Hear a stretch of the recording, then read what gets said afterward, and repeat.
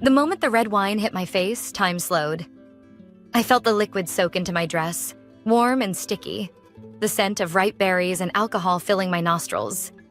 The gasps around the dinner table echoed like distant thunder, but no one moved. No one said a word. And then came the laughter. His laughter. Why are you always acting like such an idiot? My husband, Daniel, smirked, swirling the remaining wine in his glass like he had just delivered the best punchline of the night. His friends chuckled nervously, glancing at each other, unsure whether to join in or look away.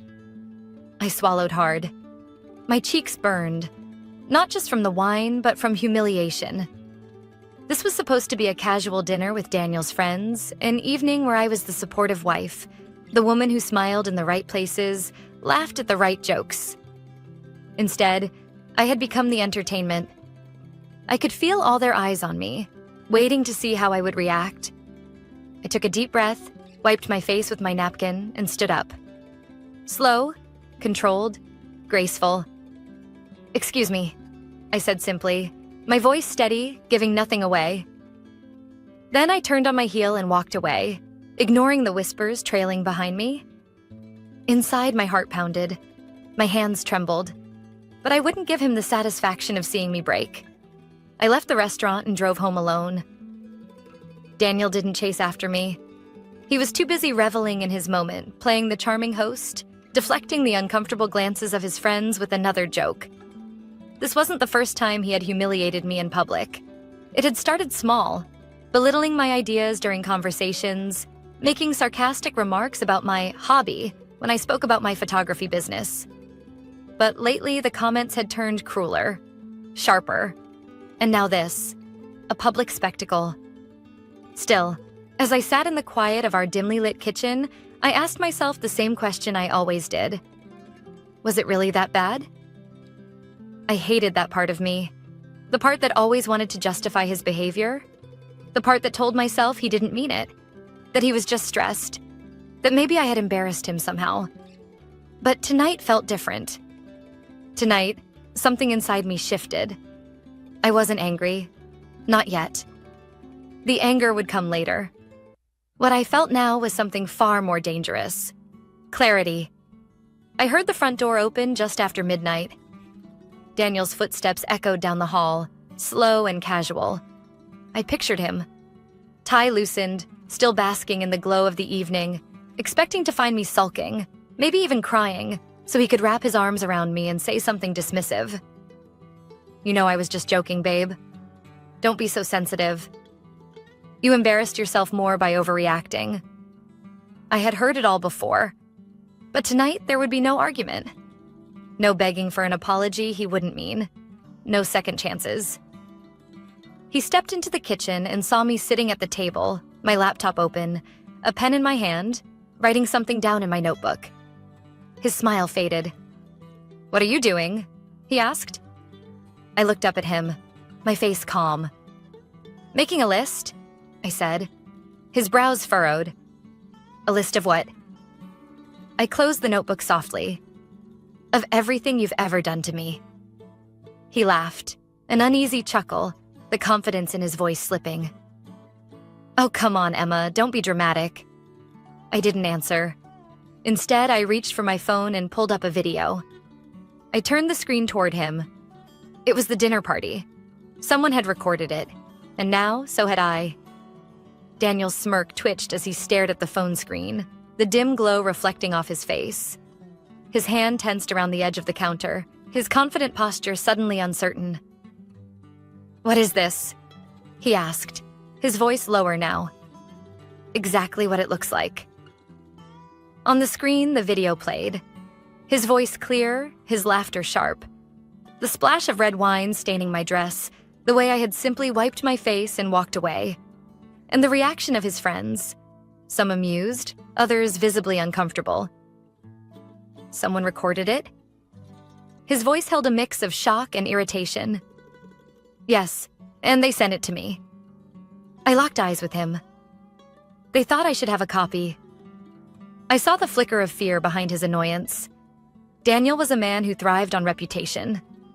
He had built his career on charm, on being the guy everyone liked. He wasn't the smartest or the most hardworking, but he was the one people wanted to have drinks with. The one who made jokes at just the right moments. But this was different.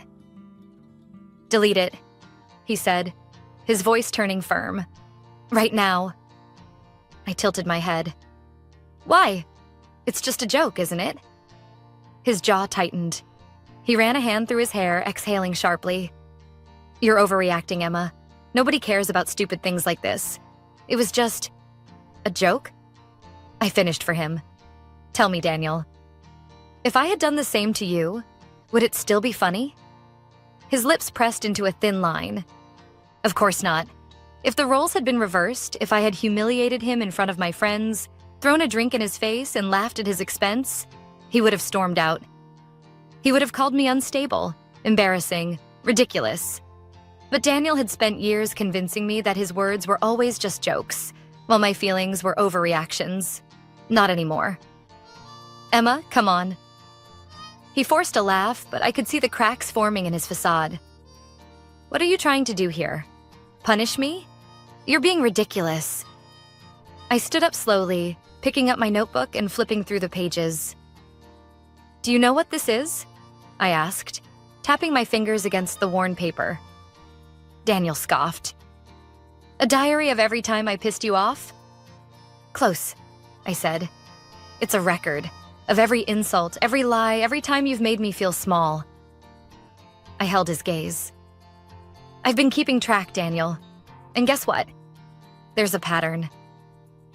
His expression flickered between amusement and irritation. "You need to stop watching those dramatic self-help videos, Emma. This is insane." "Is it?" I asked, stepping closer. "Because it wasn't insane when I sat quietly and let you treat me like an accessory to your life.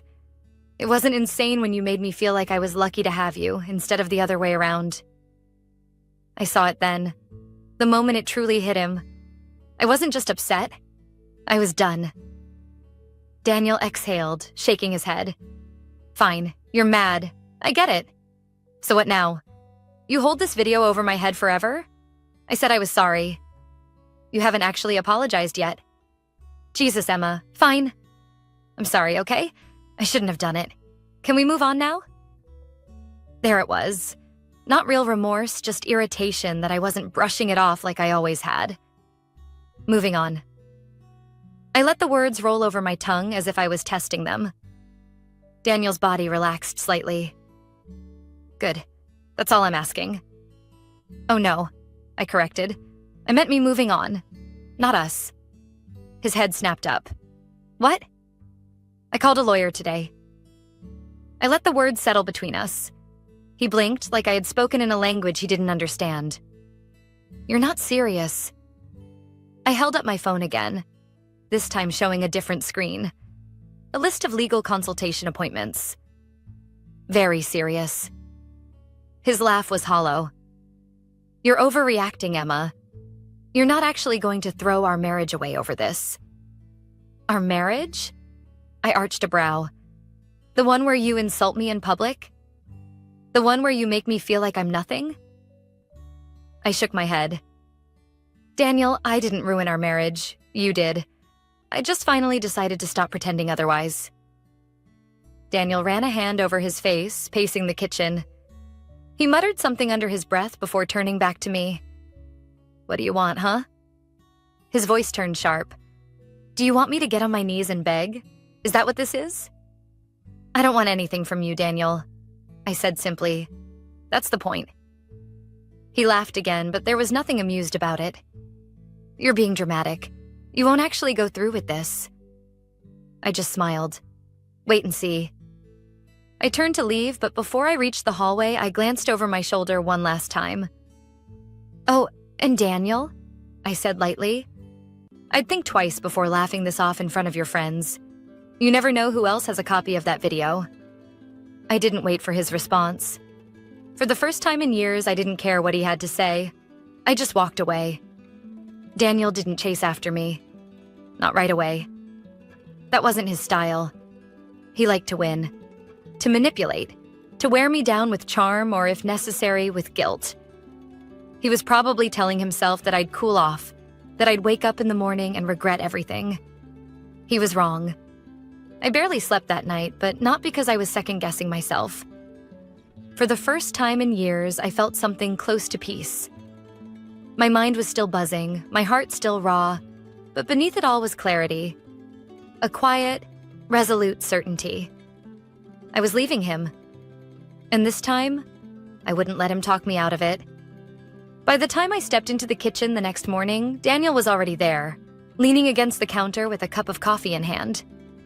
He looked at me like he was waiting for something. An apology, maybe. A sign that I was ready to talk this through. I gave him nothing. "So," he finally said, setting his mug down. "You had your little moment. You're feeling better now?" I took a deep breath, forcing myself to remain calm. "I'm not having a moment, Daniel." "Right." He let out a scoff. "You're still sticking with this ridiculous divorce talk, huh?" I turned away from him, opening the cabinet to grab my own mug. I wasn't going to engage in his game. That was what he wanted. To turn this into a fight he could win. To push my buttons until I exploded so he could twist it into me being the irrational one. When I didn't answer, his tone shifted. "Emma, come on. We've been married for 8 years. You're seriously going to throw all of that away over one stupid night?" I turned to face him, my expression unreadable. "I'm not throwing anything away, Daniel. You did that a long time ago. I'm just finally ready to admit it." I watched his face carefully, and for the first time, I saw it. The fear. It was just a flicker, quickly masked by irritation, but it was there. "You're blowing this out of proportion," he said, his voice sharper now. "You think anyone actually cares about that video?" "My friends were laughing, Emma. Nobody's taking this as seriously as you are." I leaned against the counter, tilting my head. "You sure about that?" His smirk faltered. I pulled out my phone, scrolling for a second before holding the screen up to him. "What's this?" he asked, frowning. "Check the comments section, Daniel." The video, the one his friend had recorded, had been shared in their private group chat. The same one they used to share sports bets, inside jokes, and workplace gossip. Only this time, the messages weren't what he expected. Man, that was rough to watch. "Dude, I don't think that was funny at all. Kinda messed up. Is Emma okay?" Daniel's eyes darted over the screen, his grip on the phone tightening. "Why are you showing me this?" he snapped. "Because you seem to think your friends found it funny. Turns out not everyone agrees." I could see the muscles in his jaw clench, his hands balling into fists at his sides. Daniel hated looking bad. He cared about perception more than anything else. About being liked, about being admired. And now, for the first time, he was realizing that maybe, just maybe, people weren't laughing with him. They were laughing at him. "Okay, fine," he said, his voice low. "You made your point. You embarrassed me. Congratulations. Now delete the damn video, Emma." I took a slow sip of my coffee, my heartbeat steady. "No." His face darkened. "Excuse me?" "I'm not deleting it, Daniel. And I'm not staying with you." He let out a humorless laugh, shaking his head. "You think you're the only one who can play games? You want to go through with this? Fine. But don't think for a second I'm just going to roll over and let you take everything." There it was. The real Daniel. The charming husband, the one who cracked jokes and played the role of the good guy. That was just a mask. Beneath it, he was exactly what I had always feared he was. A man who needed control. "I built this life too," he continued, stepping closer.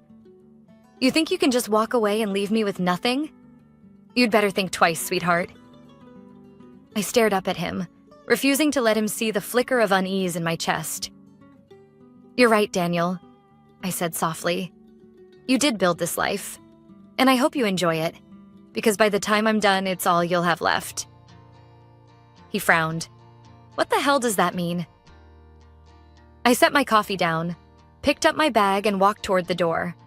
Before stepping out, I turned back just long enough to deliver the final blow.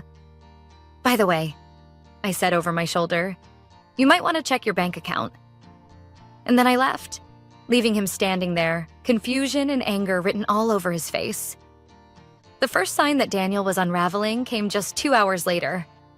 I was sitting in a quiet cafe, sipping a latte, when my phone buzzed on the table. I didn't have to look to know who it was. Daniel, what the hell did you do? I took my time finishing my sip before unlocking my phone.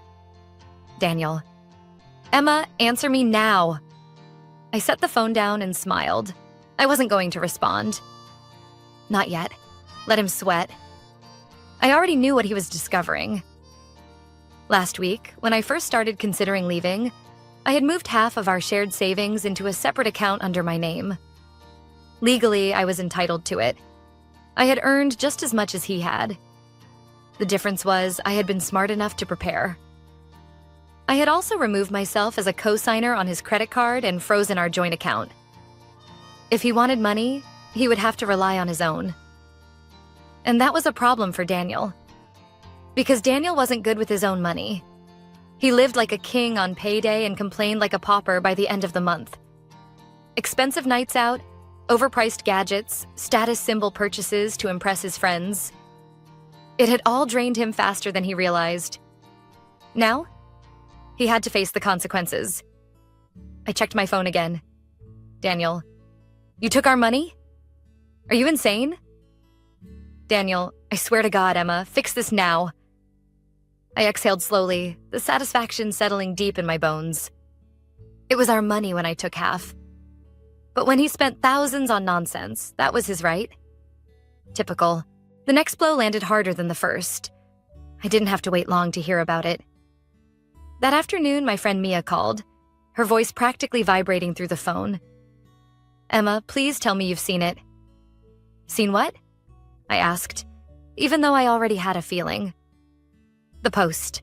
I opened the group chat Mia and I shared with a few mutual friends. The moment I saw the screenshot, my breath caught. Daniel's boss had posted something. Not naming names, but it was obvious who it was about. A man who can't respect his wife in private won't respect anyone in business either. Actions have consequences. Daniel's boss had been at that dinner party. And apparently he hadn't laughed. Comments flooded in. Subtle but telling. Wow, people really show their true colors sometimes. Humiliating your own wife in public? Yikes. Glad I know who not to work with. Daniel had built his career on being likable. He wasn't the best at what he did, but he knew people. He charmed them, made them laugh, convinced them he was the guy to invite for drinks after work. But that charm was cracking now. Because when you expose someone for who they really are, the people who once admired them start seeing the truth. And Daniel? He was being exposed. I was still scrolling through the fallout when my phone rang. Daniel. I let it ring. Then a voicemail. I put in my earbuds and pressed play.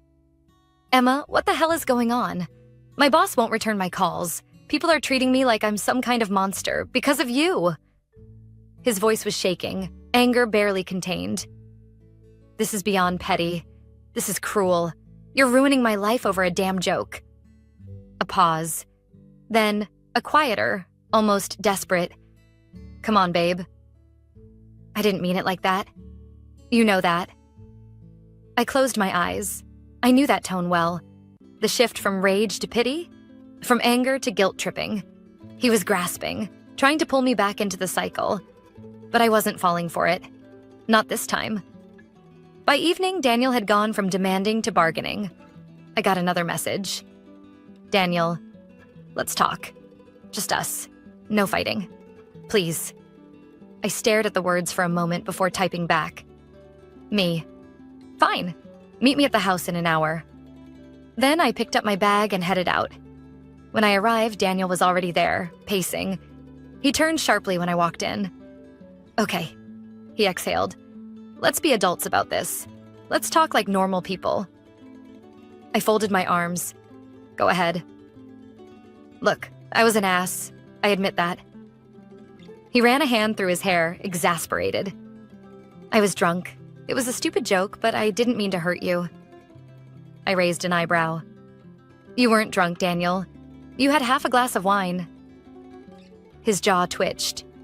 Fine, whatever. The point is, I messed up. But you're going nuclear here. You're cutting off the accounts, turning people against me. What do you want? Revenge? I sighed, tilting my head. No, Daniel. I just want to be done. His expression darkened again. So that's it? You're walking away just like that? Just like that. For a second, he looked lost, as if it was only now sinking in that he wasn't winning this one. What am I supposed to do, Emma? I shrugged. Figure it out. You always told me I was the problem. Now you get to see what life is like without me. His face hardened. You're going to regret this.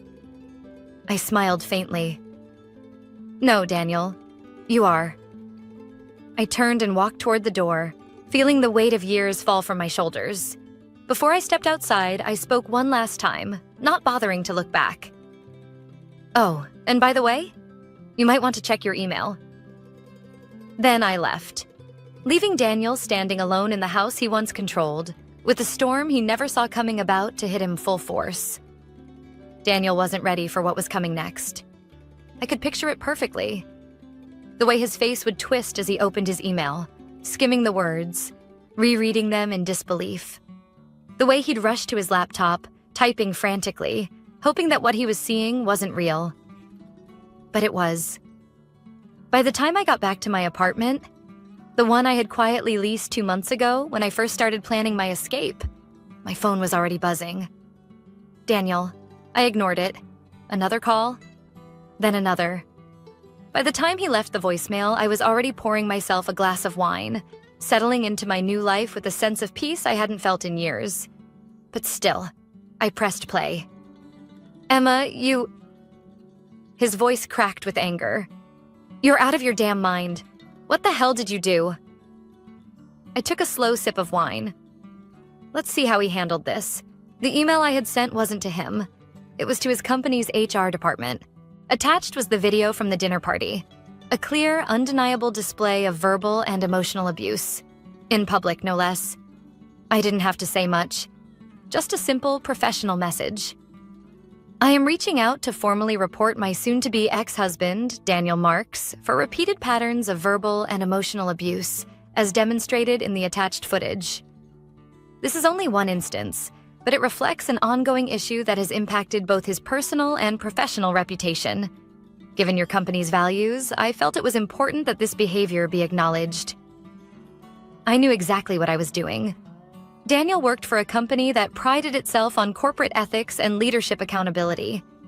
They hosted workshops on workplace respect, diversity, and inclusion. Their HR department took PR scandals very seriously. And now, they had evidence of one of their own employees humiliating his wife in public. He wouldn't be able to talk his way out of this one. My phone rang again. This time, I answered. Emma. His voice was frantic, stripped of the confidence he always carried. I stayed silent. You sent that email? Are you serious? Do you have any idea what you've done? I know exactly what I've done, I said calmly. I made sure they saw you for who you really are. God, Emma, this is my career. What the hell is wrong with you? I exhaled, leaning back in my chair. Oh, now it matters? Now you care about consequences? Funny, because when I was sitting there, drenched in wine, listening to you laugh, you didn't seem too concerned about my reputation. That was different. No, I interrupted. It wasn't. His breath came in sharp and uneven, his frustration barely contained. Look, we don't have to do this. You're mad, I get it, but we can fix this. Just tell them it was a misunderstanding. Tell them you were overreacting. We can make this go away. I almost laughed. Even now, he thought I could be persuaded, that I could be managed. You still don't get it, do you?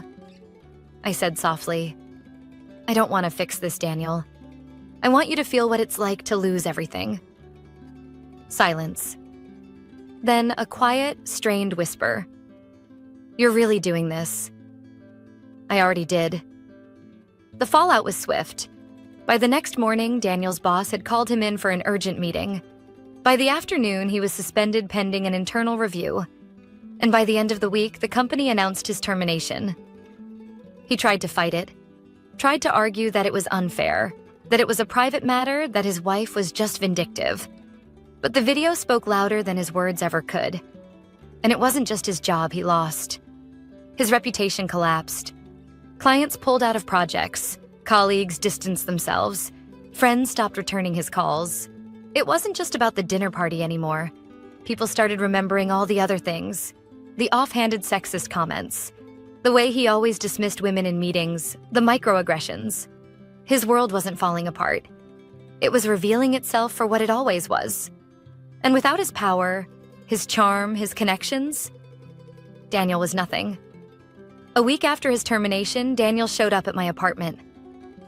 I almost didn't answer, but I wanted to see him, to look him in the eye one last time. When I opened the door, I barely recognized him. His once pristine suit was wrinkled. His confidence was gone, replaced with something hollow and desperate. "Emma?" he said, his voice softer now. "Can we talk?" I studied him for a long moment. "Talk?" I repeated. "Like we always did? Where you talk and I sit there and take it." He let out a breath, shaking his head. "I messed up, okay? I get that. But this is too much." "Too much?" I tilted my head. "You mean like throwing a drink in my face in front of an audience? Like laughing at me while I sat there humiliated? Like treating me like I was less than for years?" He swallowed hard. "I just need some time to fix things," he murmured. I need your help." I almost pitied him. Almost. "You always needed my help, Daniel. You just never wanted to admit it." He looked down, rubbing the back of his neck. "I guess I just thought you'd always be there." I exhaled slowly. "Yeah," I said. "So did I." I closed the door in his face, and this time I didn't look back.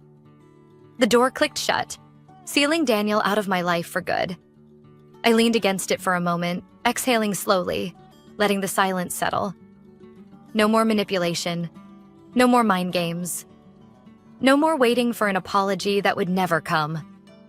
For the first time in years, I was free, and I had never felt lighter. I didn't have to check up on Daniel to know what happened next. The whispers started almost immediately. His fall from grace had been public, and the people who once admired him now avoided him. He tried to land another job in the same field, but word had spread. His reputation was stained, and in an industry built on relationships, he had burned too many bridges. He wasn't just out of work. He was out of power. The same friends who used to laugh at his jokes suddenly weren't returning his calls. His savings, what little was left, was draining fast. He tried to fight the divorce settlement, but with the evidence I had collected, his lawyer practically begged him to settle quietly. He lost the house. He lost the respect of his peers. And eventually, he lost himself. Mia texted me once, saying she had seen him at a bar alone, looking small, looking unimportant. I didn't reply. I didn't need to, because I didn't care. My life, on the other hand, flourished. The apartment I had moved into wasn't temporary. It was a fresh start. I decorated it exactly how I wanted. Bright, warm, no traces of Daniel's cold, modern aesthetic. And my business thrived. Without Daniel belittling me, without him making me question my worth, I poured everything into it. I expanded. I hired more people. And for the first time in a long time, I realized just how much I had been holding myself back when I was with him. People started reaching out, not because of what had happened with Daniel, but because of what I had done afterward. "You're an inspiration," one woman wrote. "I watched your story unfold, and it gave me the courage to leave my own toxic marriage." Others followed. Stories of women who had once felt trapped, just like I had. Women who had been made to feel small, just like I had. And that's when I realized something. My revenge hadn't been about destroying Daniel. It had been about rebuilding myself. 6 months after I closed the door in his face, I saw Daniel again. It wasn't planned. I was at a networking event, laughing with new business contacts, when I spotted him across the room. He wasn't dressed in the crisp suits he used to wear. His tie was slightly loose, his confidence muted. And he was alone. I didn't approach him. I didn't need to. But he saw me. And in that moment, I watched something shift in his expression. Regret.